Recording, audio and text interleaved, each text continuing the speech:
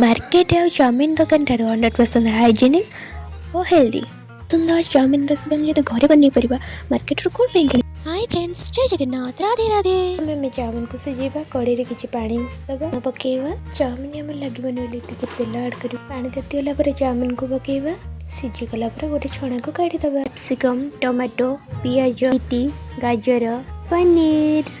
बंधा कोबी सब सामग्री को काटी नेची जेहेतु मु भेज चाउमिन बनाऊँगी ए सब सामग्री को मुझे कड़े बस किसी तेल ऐड करवा तेल ताती गला पर पनीर को पकई नबा हमर फ्राई सेलानी आम गोटे पात्र को काढ़ी नबा गाजर पकेबा बीट पकेबा कैप्सिकम पकेबा सब को हमें भाजी नबा गाजर बीट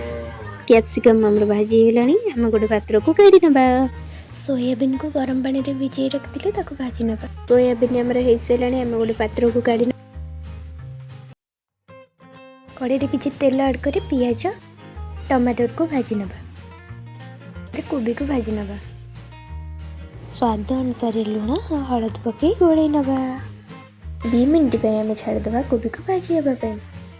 चाउमिन मसाला को हम पकई नबा सिझे की रखि दिबा चाउमिन को हम पकई नबा कोबी और चाउमिन को मिक्स कर दबा tomato sauce chilli sauce soya sauce पकेबा भाजी की रखि दिबा परिबा को ऐड करबा पनीर या सोयाबीन को पकई नबा